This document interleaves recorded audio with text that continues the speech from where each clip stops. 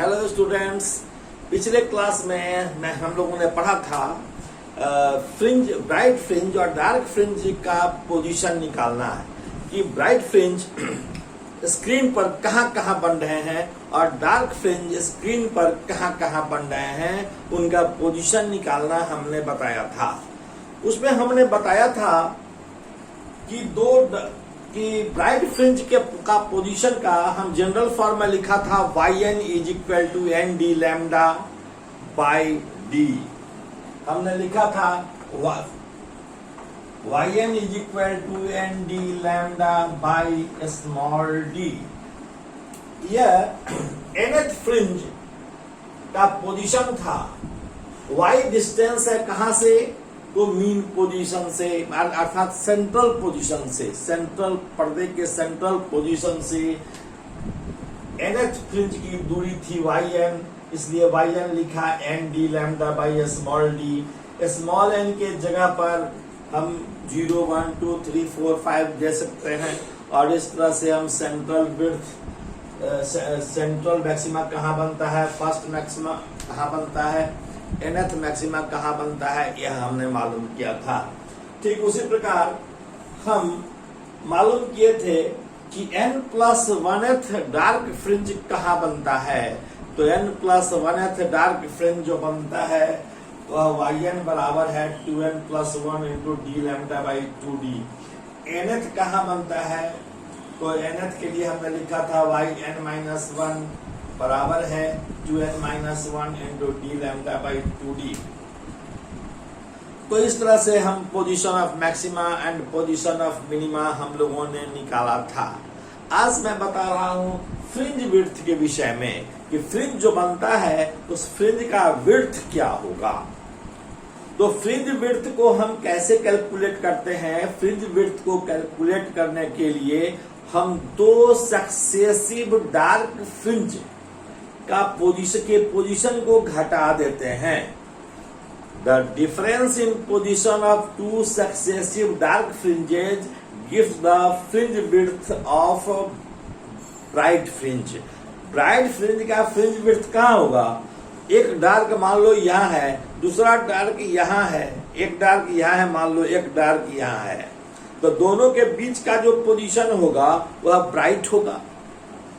इसलिए दो successive dark fringe के बीच का जो डिफरेंस है वह देता है ब्राइट फ्रिंज की चौड़ाई। सिमिलरली दो ब्राइट फ्रिंजेज का के पोजीशन को हम अगर घटा लेंगे तो वह बताएगा डार्क फ्रिंज की चौड़ाई, है ना, डार्क फ्रिंज की चौड़ाई।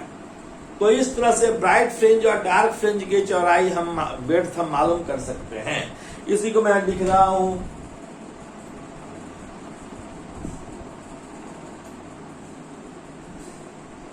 the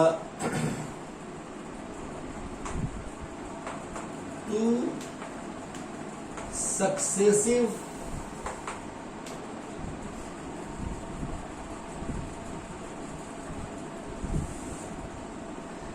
the difference between two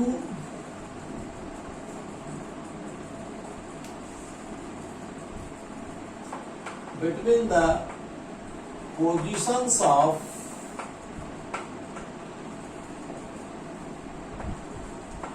two successive dark fringe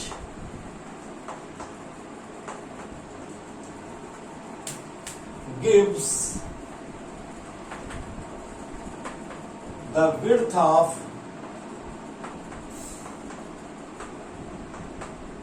bright fringe.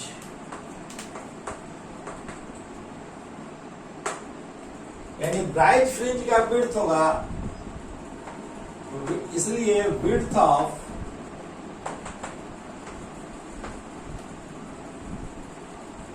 Bright fringe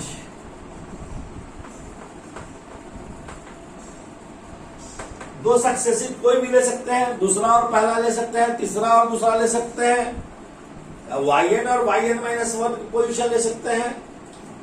yn-yn-1 तो yn इसके लिए क्या है, y डैश है, तो yn dash yn minus 1 dash, इस पोजीशन को हम लिखें yn डैश क्या है, तो यह है 2n plus 1 into D lambda by 2d minus 2n minus 1 into D lambda by 2d। यदि हम दोनों को सिंप्लीफाई करें तो यह हो जाएगा 2d, डी लैम्डा कॉमन ले लें तो यह हो जाएगा 2n plus 1 minus 2n plus 1, 2n will be cancelled, तो यह हो जाएगा 2 by 2d into D lambda, 2 से 2 कैंसिल हो जाएगा, this is D lambda by D.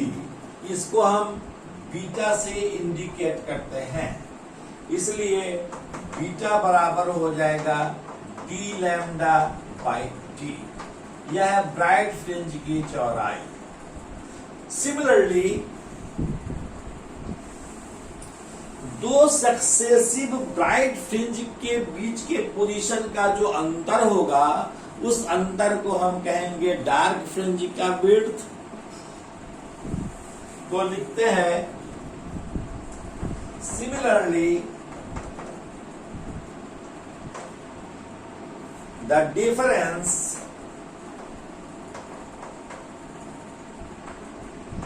between the positions of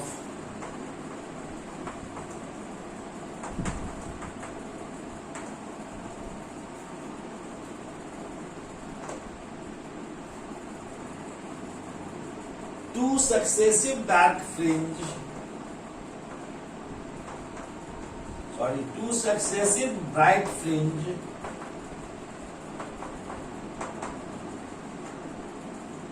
gives the width of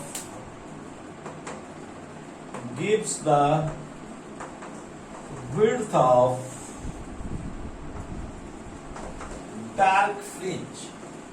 इसको यदि हम बीटा डैश से इंटीग्रेट करें, दैट मीन्स बीटा डैश बराबर है yn माइनस yn माइनस 1 हम लिख सकते हैं। yn को लिखेंगे n d lambda by D और yn माइनस 1 को लिखेंगे n minus 1 into D lambda by D. यहाँ भी दोनों को घटाएंगे तो n d लैम्डा है, d लैम्डा कॉमन लेंगे, n माइनस n कैंसिल हो जाएगा तो d लैम्डा बाई d बचेगा। So this is d lambda by d। So dark fringe का जो विड्थ है और या ब्राइट फ्रिंज का विड्थ है, दोनों विड्थ सेम मैग्नीट्यूड का है and this is equal to d lambda by d। इसको आप याद रखेंगे, इसको आप याद रखेंगे। तो fringe width is equal to D lambda by d होता है। अब एक बात तो स्पष्ट है कि डी लैम्डा बाई डी होता है तो फ्रिंज विड्थ निर्भर किस पर करता है, लैम्डा पर निर्भर करता है।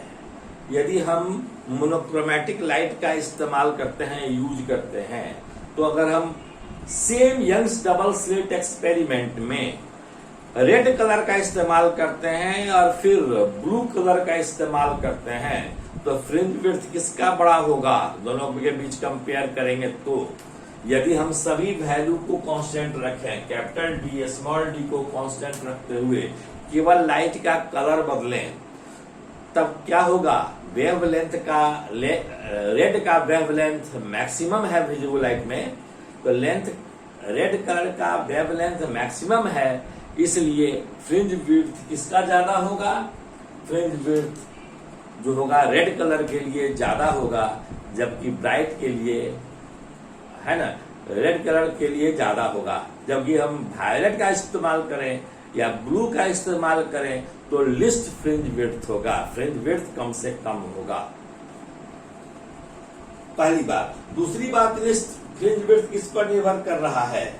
कैपिटल डी पर निर्भर कर रहा है, लाइट के कलर पर निर्भर कर रहा है, यानी वेव लेंथ पर डिपेंड कर रहा है, beta is proportional to lambda. और दूसरा निर्भर कर रहा है कैपिटल डी पर। कैपिटल डी क्या है? Distance between the slit and the screen. Distance between the slit and screen, दोनों के बीच, पर्दे और स्क्रीन के, स्लीट और स्क्रीन के बीच की दूरी जितनी ज्यादा होगी, फ्रिंज विड्थ उतना ही ज्यादा होगा। लेकिन ध्यान रहे कि यदि दूरी बढ़ाएंगे, स्लिट से स्क्रीन की दूरी बढ़ाएंगे तो लाइट का इंटेंसिटी कम हो जाएगा, अर्थात ब्राइटनेस घट जाएगा। तीसरा है कि beta is inversely proportional to a small d, यानी जो स्लिट के बीच का जो दूरी है, दो स्लिट के बीच की जो दूरी है, जितना कम होगा, जितना लिस्ट हम रख सकते हैं फ्रिंज विड्थ, उतना ही ज्यादा होगा। तो इन तीन चीज पर बीटा डिपेंड करता है, इसको भी मैं लिख रहा हूं।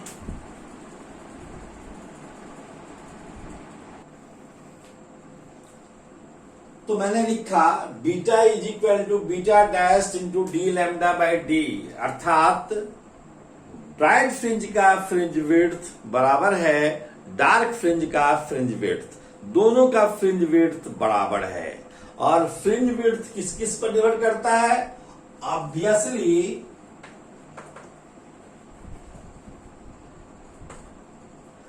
Beta is directly proportional to lambda, पहली बात। इसका मतलब क्या हुआ कि रेड कलर का फ्रिंज विड्थ ब्लू कलर के फ्रिंज विड्थ से ज्यादा होगा। दूसरा, beta is proportional to capital D. D क्या है? यहां लैम्डा है wavelength of light, wavelength of light used in Young's double slit experiment. Capital D क्या है? D is equal to distance between the screen and the slit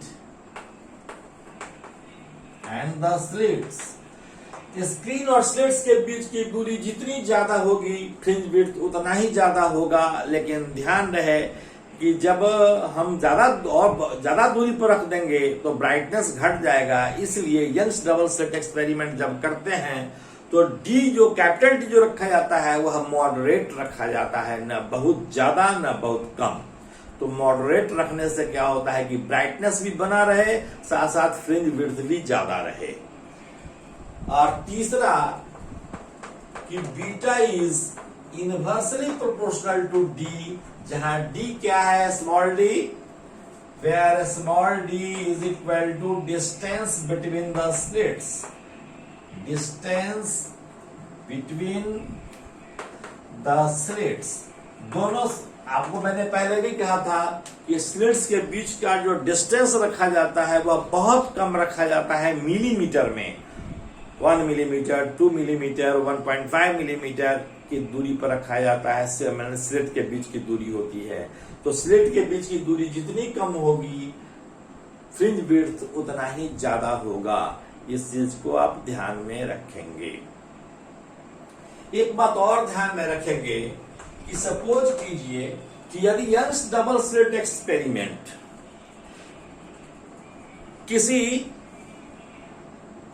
free space में न कर हम वाटर में करें या ग्लास में करें या कोई दूसरे मीडियम में करें, हम मीडियम चेंज कर दें, ऐसे मीडियम में करें जिसका रिफ्रैक्टिव इंडेक्स म्यू हो, तब ऐसे स्थिति में फ्रिंज विड्थ पर क्या असर पड़ेगा? If Young's double slit experiment is performed in a medium having refractive index mu, then the new wavelength lambda dash बराबर हो जाएगा लैम्डा बाई न्यू।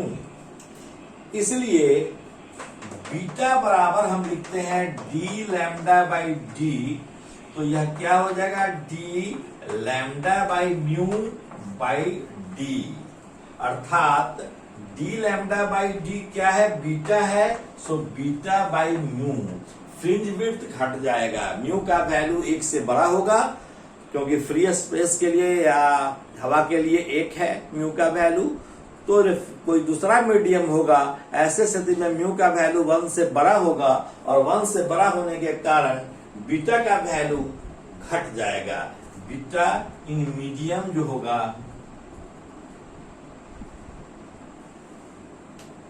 बीटा बराबर है इतना, ठीक है। तो यह बीटा डैश हम यहाँ बीटा मीडियम में लिखते हैं तो MED लिख दें, है ना, और यह मीडियम में है तो मीडियम में लैम्डा इन मीडियम है तो यह लैम्डा डैश लिख देते हैं, और यह लैम्डा डैश किसके बराबर होगा लैम्डा बाई म्यू के बराबर होगा। इसलिए हम यह डी लैम्डा बाई डी को लिखते हैं बीटा, तो यह क्या हो जाएगा बीटा बाई म्यू, अर्थात बीटा इन द मीडियम बराबर है beta in free space divided by mu, beta in free space divided by mu. अर्थात यदि हम रेड कलर से ही करें, मोनोक्रोमेटिक लाइट में रेड कलर का लाइट हो और हम पहले फ्री स्पेस में करें तो जितना फ्रिंज विड्थ होगा यदि उसको किसी दूसरे मीडियम में करेंगे तो फ्रिंज विड्थ उसका घट जाएगा। इस चीज को आप ध्यान में रखेंगे, इंपॉर्टेंट चीज है। अब हम आपको बताने जा रहे हैं angular fringe width.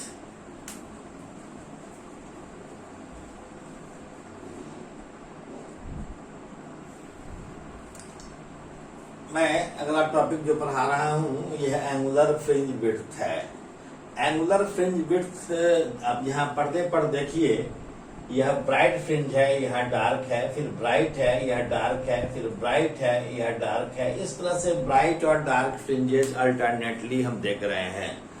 Central position में ब्राइट है, सेंट्रल पोजीशन में ब्राइट है, इसके बाद डार्क है दोनों तरफ, फिर ब्राइट है, फिर डार्क है, एंड सो ऑन।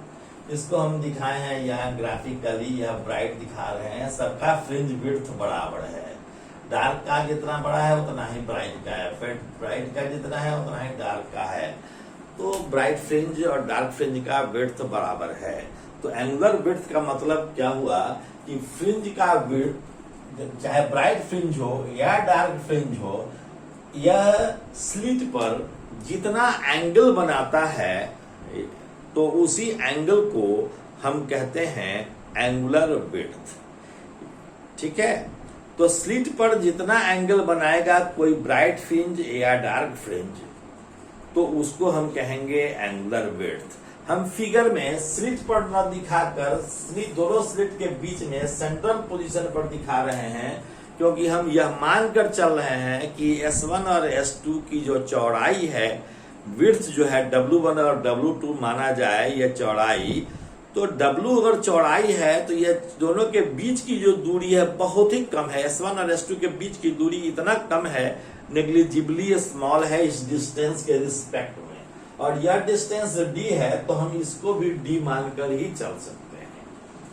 तो थीटा बराबर L बाई R है, तो R के जगह पर हम क्या लिखेंगे, यह दूरी कैपिटल D लिखेंगे, ठीक है।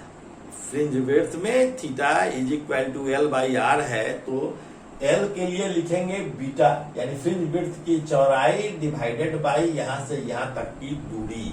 यहां से यहां तक की दूरी लगभग बराबर है यहां से यहां तक की दूरी, बहुत कम का अंतर है, और चूंकि नीचे में है इसलिए हम लिख सकते हैं। तो हम लिखते हैं the angle made by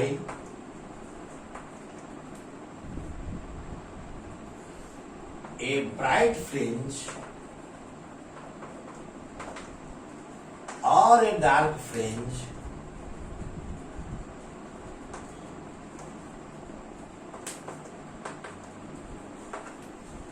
at the slit is called angular width. Angular width. Angular width को हम थीटा से इंडिकेट करें तो थीटा बराबर L/R, तो L/R लेंगे तो यह डिस्टेंस क्या होगा, यह डिस्टेंस बीटा के बराबर है, फ्रिंज विड्थ के बराबर है beta divided by D. Beta कितना है, D lambda by small d by D, यह बराबर क्या हो गया, लैम्डा बाई डी। इसलिए angular width is equal to lambda theta is equal to lambda by d. तो एंगुलर विड्थ किस पर निर्भर कर रहा है, एंगुलर विड्थ केवल वेवलेंथ ऑफ लाइट पर निर्भर कर रहा है और स्लिट के बीच की दूरी पर निर्भर कर रहा है। तो यह एंगुलर विड्थ है। नेक्स्ट क्लास में हम लोग पढ़ेंगे ऑप्टिकल पाथ लेंथ, और इसके बाद हम पढ़ेंगे कि यदि स्लिट के पास, स्लिट के रास्ते में यदि हम लेंस का प्रयोग करें या कोई स्लैब का प्रयोग करें, स्लैब का प्रयोग कॉमनली कोई स्लैब का प्रयोग करें, ग्लास स्लैब का प्रयोग करें जिसका रिफ्रैक्टिव इंडेक्स म्यू हो, तब फ्रिंज कैसा बनेगा और फ्रिंज शिफ्ट कितने का होगा, फ्रिंज शिफ्ट होगा कि नहीं होगा, इत्यादि के विषय में हम लोग नेक्स्ट क्लास में पढ़ेंगे। और एक उस नेक्स्ट क्लास में कुछ प्रॉब्लम्स भी करेंगे और उस नेक्स्ट क्लास में यह इंटरफेरेंस खत्म हो जाएगा। फिर वेव ऑप्टिक्स में हम लोग डिफ्रैक्शन और पोलराइजेशन बचेगा, उसको मैं पढ़ाऊंगा। उसको करने के बाद तब वेव ऑप्टिक्स खत्म होगा। तो ठीक है, नेक्स्ट क्लास के लिए गुड नाइट। मैं भी रात्रि का समय है और इस ट्यूबलाइट में मैं आपका वीडियो बना रहा हूं, और मैं यह जो मैं मेहनत कर रहा हूं तो मैं महसूस कर रहा हूं कि आप भी जरूर मेहनत कर रहे होंगे, और यदि आप मेहनत करेंगे तो निश्चित रूप से अच्छा रिजल्ट होगा, चाहे वह कंपटीशन का रिजल्ट हो या वह बोर्ड का रिजल्ट हो। Thank you so much. Good night.